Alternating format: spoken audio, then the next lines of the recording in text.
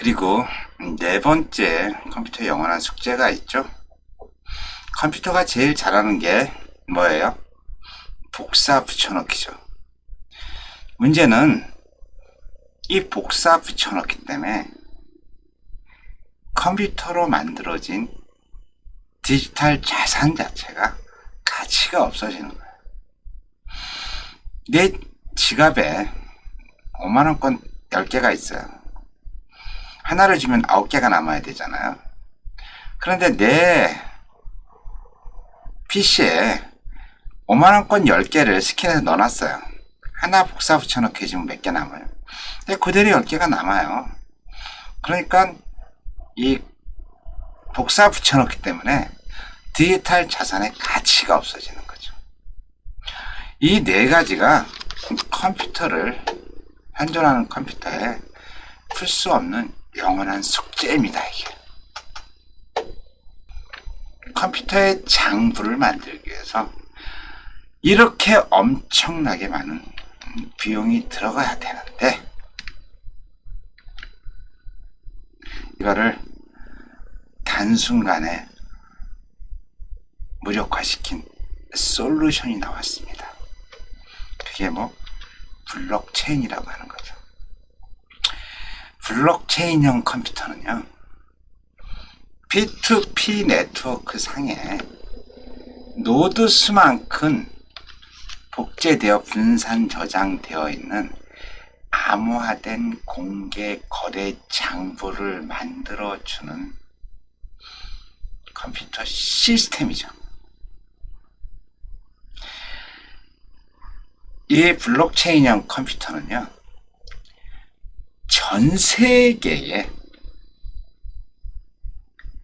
분산화된 공용 데이터베이스, 데이터베이스가 뭐예요? 데이터베이스가 장부죠, 장부. 그래서 이 블록체인형 컴퓨터는요, 일단은 해킹을 예방할 수가 있어요. 해킹은 두 가지가 있습니다. 보는 해킹이 있고, 내가 우리나라 국방부의 작전 계획 작계 2023을 갖다가 내가 봤다. 그럼 해킹이잖아요. 그러면은 블록체인형 컴퓨터는 보는 해킹을 어떻게 예방하느냐? 제가 말씀드렸죠. 해시 함수 A212 A718 박경호 10억 이렇게 써 있는 게 아니라 이렇게 무슨 난스 같은 글자로 돼 있어. 아무도 볼 수가 없어. 그걸 갖다 이제 단방향 해시 암호화 기술이라고 하는데, 암호화를 하게 되면은 평문으로 되돌릴 수가 없어요. 해시 함수를 사용해서. 자, 해시 함수 여러분들한테 보여드렸죠?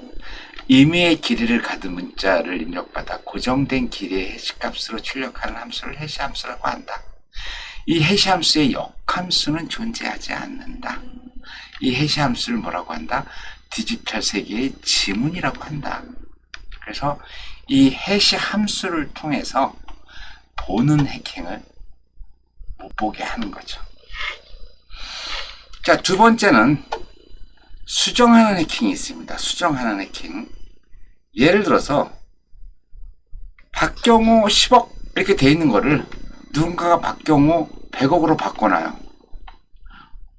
그걸 갖다가 걸리지 않으면 저는 100억대 자산가가 되는 거잖아요.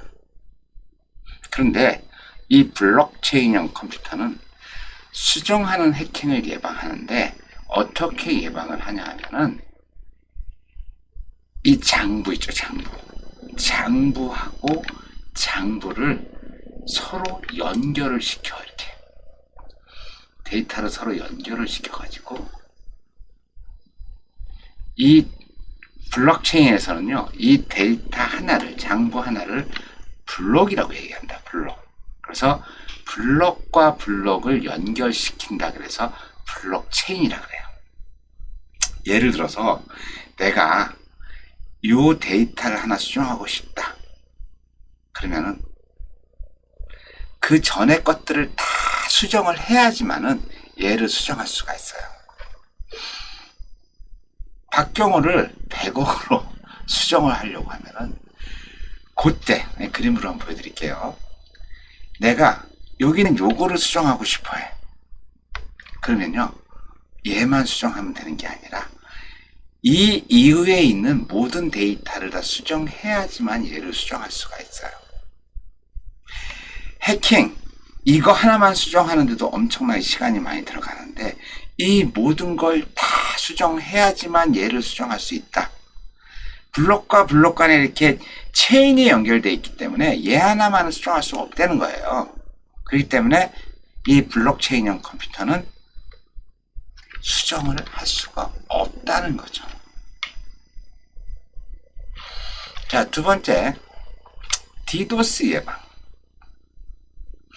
자, 디도스는 뭐라 그랬어요? 디도스는 여러 명이 하나의 컴퓨터를 집중적으로 공략을 해서 데이터를 유출시켜서 더 이상 접근을 못하게 만드는 게 디도스. 블록체인형 컴퓨터는 이렇게 컴퓨터가 한 대가 있는 게 아니잖아요. 엄청나게 많은 컴퓨터가 있잖아요. 얘를 누군가가 디도스를 걸었다. 그래요? 그 이거 보면 되잖아. 얘를 또 디도스를 걸었다. 얘기해 보면 되잖아요. 이 많은 컴퓨터, 정확하게 얘기하면 노드죠, 노드. 노드를 다 디도스 공격을 할 수 있을까요? 없죠? 자, 그리고 미러링 하드디스크. 미러링 하드디스크도 두 개가 아니잖아요. 두 개가 아니고 지금 비트코인 같은 경우는 10,000개의 하드디스크가 동시에 같이 저장이 되고 있어요. 하나가 깨졌다. 그럼 옆에 있는 거 갖다 쓰면 돼. 두 개가 깨졌다. 옆에 있는 거 갖다 쓰면 돼요. 미러링 하드디스크 문제도 해결이 되죠. 그 다음에 복사 붙여넣기. 여기에 타임 스탬프라는 게 있어가지고 5만원권 하나를 내가 복사를 했잖아요. 그럼 여기에 5만원권 1번, 5만원권 2번이라고 주민번호가 붙어 있습니다. 그래서 1번, 2번, 3번, 4번을 구분을 할 수가 있어요.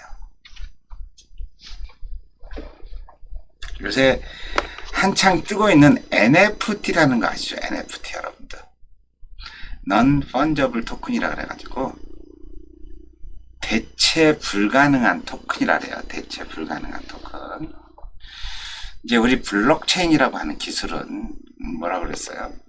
해킹할 수도 없고 유변조할 수도 없고 그랬잖아요.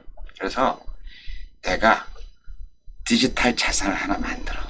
근데 이걸 갖다가 이 디지털 자산에 족보를 붙이는 거예요. 그게 NFT라고 하는 거예요. 족보를 붙여준다는 거. 여러분들 개 있잖아요. 이렇게 강아지 반려견이라고 하는데 그 족보가 있는 반려견하고 족보가 없는 반려견하고 가격이 엄청나게 다른 거 아시죠? 아니 반려견 얘기 안 하고 우리 모나리자의 미소 한번 얘기해 볼까요? 루브르 박물관에 있는 진짜 모나리자의 미소하고 달력에 있는 모나리자의 미소하고 똑같은 모나리자의 미소죠.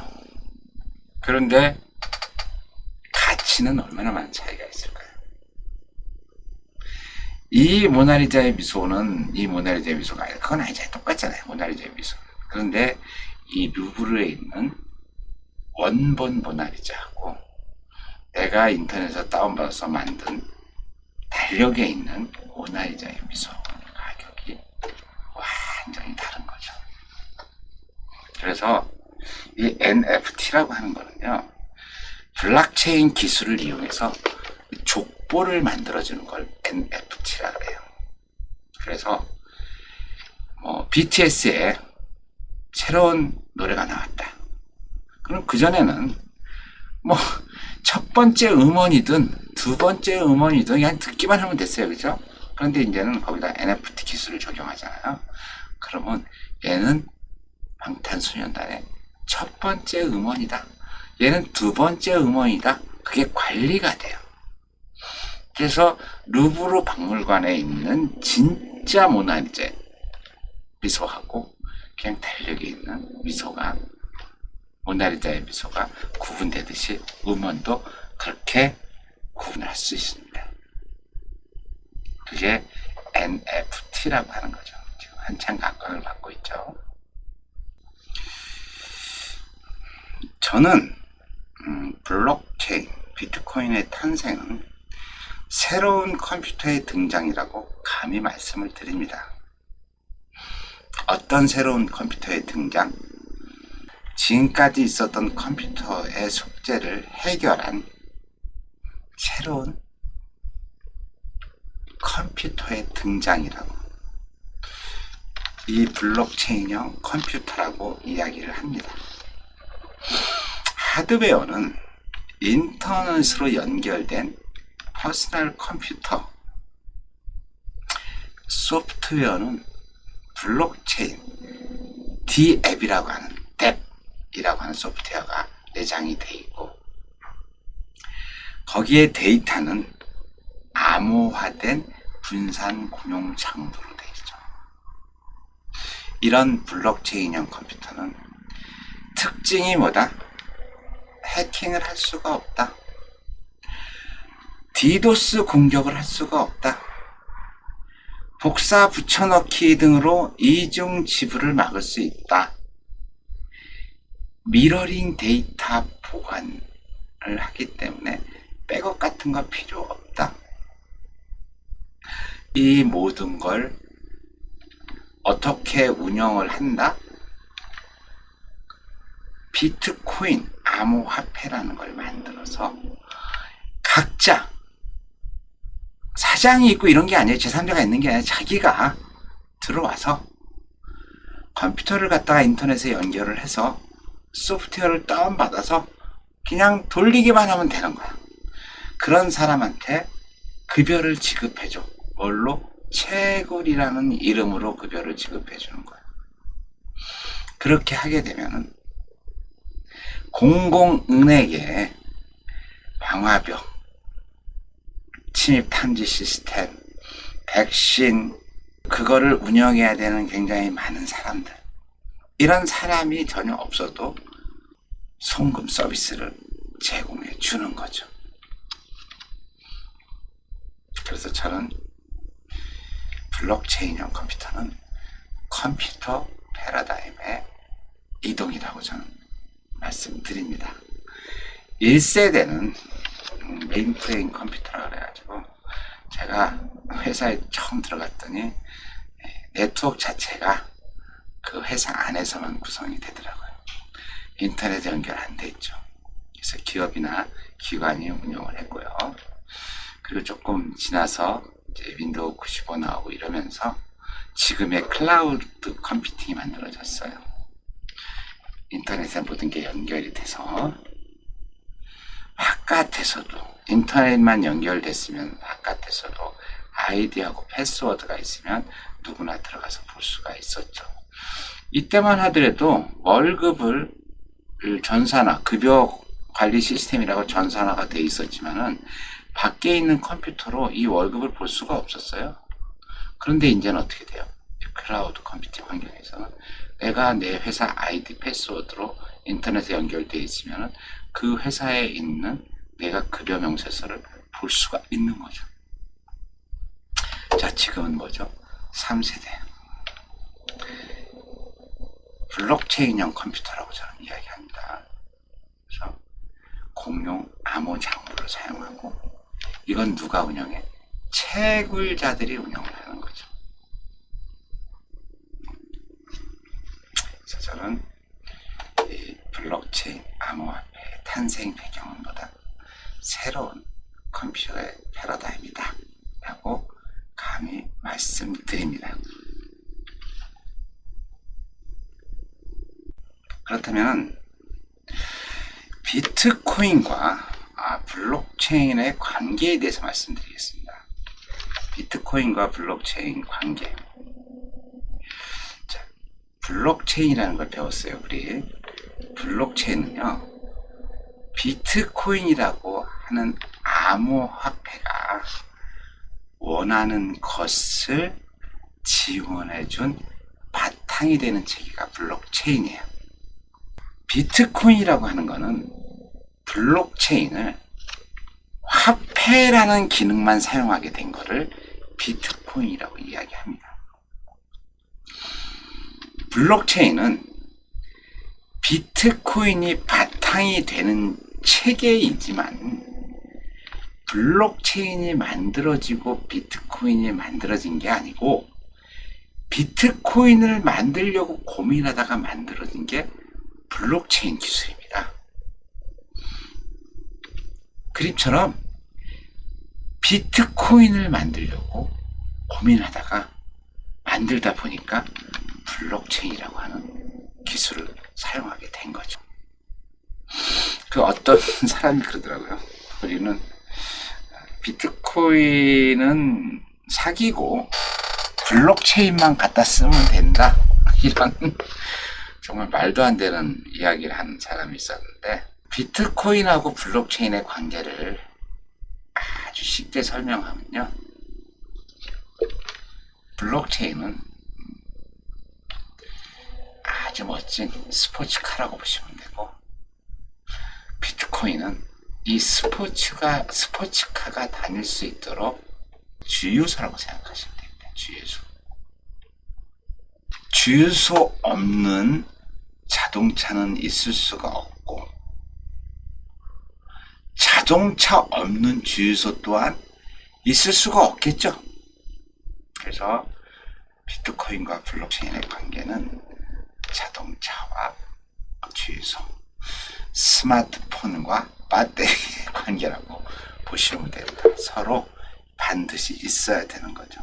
스마트폰 엄청나게 효과적이고 슈퍼컴퓨터라고 말씀을 드리는데, 배터리 없으면 그냥 돌덩이에요. 그래서 이 암호화폐하고 블록체인의 관계는 주유소와 자동차의 관계다. 자, 결론 말씀드리겠습니다. 저는 블록체인의 탄생 배경은 역발상이라고 이야기합니다. 역발상. 어떤 역발상이냐 하면요, 자, 우리가 은행 같은 시스템의 장부를 관리하기 위해서는 일단 컴퓨터를 아무도 근접할 수 없는 곳에 놔둬야 되고, 거기다가 경찰이 그걸 지켜야 되고, 그리고 거기에 사이버상으로 접근할 수 없도록 방화벽도 설치해야 되고, 그리고 누가 그 컴퓨터 안에 들어왔는지 침입 못하도록 침입 탐지, 침입 예방 시스템도 구축을 해야 되고, 바이러스에 걸리면 안 되니까 백신도 설치를 해야 되고, 바이러스뿐만 아니라 악성 코드, 머레어 이런 것들이 들어오지 않도록 또 시스템도 구축해야 되잖아요. 이 엄청난 발상을 아주 쉽게 해결하게 바로 블록체인이라는 거죠. 블록체인은 뭐예요? 컴퓨터를 아무 데나 갖다 놓으면 돼. 내가 그 컴퓨터를 지키기 위해서 어디 특정한 장소, 거기에 경찰이 그거를 보호 안 해도 돼요. 그리고 거기에 방화벽 설치 안 해도 되고, 해시 함수라는 걸 이용해서 공개키, 개인키만 있는 사람만 그 내용을 볼 수 있게 만들어 놓으면 되는 거예요. 그걸 관리해야 되는 직원들이 필요한데, 직원 필요 없어요. 누가 하면 돼? 소프트웨어가 다 관리를 해줘. 내가 컴퓨터를 가지고 가서 연결하게 되면은 방화벽도 필요 없고 침입 탐지 시스템도 필요 없고, 백신도 필요 없고, 악성 코드도 막을 필요 없고, 그걸 운영하는 사람도 전혀 필요 없어. 그러면서 24시간 365일 2009년부터 지금까지 아무 문제 없이 정상적으로 다 돌아가요. 시대. 언제 다른 생각이죠. 그죠? 재밌는 거는 이제 비트코인과 블록체인의 관계는 비트코인 때문에 블록체인이 만들어졌다고 말씀드렸어요. 그런데 지금 상황은 어떻게 되는지 아세요? 지금 상황은 이 블록체인이라는 기술이 너무 커져가지고 이 블록체인 기술 중에서 화폐라고 하는 극히 일부만 사용하는 게 지금 비트코인하고 블록체인의 관계라고 보시면 됩니다. 이어서 과제물 안내하겠습니다. 4주차 과제물은 컴퓨터 4대 구성 요소 중에서 가장 중요한 것과 그 이유를 여러분들이 간략히 설명해 주시면 됩니다. 두 번째는 컴퓨터의 영원한 숙제 있죠? 제가 말씀드린 숙제 4가지 뭐가 있고 왜 안 되는지에 대해서 설명해 주시면 돼요. 그 다음에 서브프라임 모기지 론의 방법 중에서 니나 대출이라는 걸 말씀을 드렸어요. 여러분들 니나 대출이 뭔지를 간략하게 설명해 주시면 됩니다. 자, 그리고 블록체인과 비트코인의 관계. 블록체인만 따라 쓰고 비트코인은 안 쓰고 이렇게 가능한지 그 관계에 대해서 여러분들이 간략하게 설명해 주시면 됩니다. 자, 마지막 5번째 과제물은 우리 제목이 암호화폐는 4차 산업혁명의 꽃이다라고 제가 제목을 만들었어요.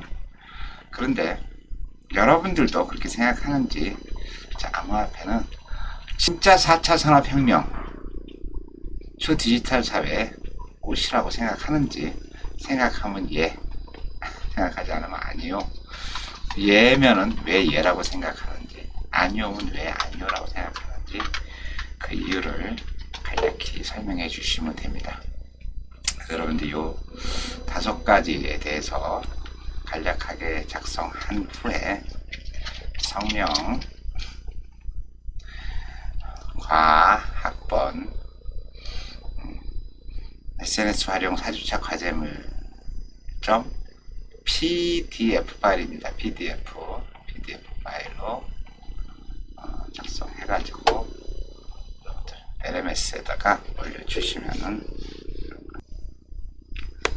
평가를 하겠습니다. 오늘 강의 잘 들으셨나요? 어떠세요?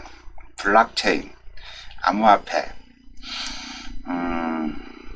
지금 정부에서는 암호화폐에 대해서 굉장히 터부시하고 있어요. 그런데 제가 보는 관점에서는 암호화폐는 4차 산업혁명 시대, 초디지털 시대, 메타버스 시대를 살아가기 위해서 반드시 알아야 될 상식이자 지식입니다. 여러분, 그래서 SNS 활용 강조하지만은 반드시 알아야 될 것 같아가지고 제가 4차 산업혁명의 꽃 블록체인이라고 챕터를 하나 만들어서 강의를 진행을 했습니다. 여기서 이야기한 내용에 만족하지 마시고 여러분 블록체인 관련된 공부를 조금 더 하세요. 그리고 메타버스 시대라고 얘기를 하는데 클라우드 서버형 메타버스 시스템이 있고 블록체인형 메타버스 시스템이 있는데, 클라우드 서버형 메타버스 시스템은 여러 가지 문제 때문에 지속하기 힘들 것 같아요. 저희 개인적인 생각입니다. 강의 듣느라고 고생 많이 하셨고요. 다음 주에 봬요. 안녕.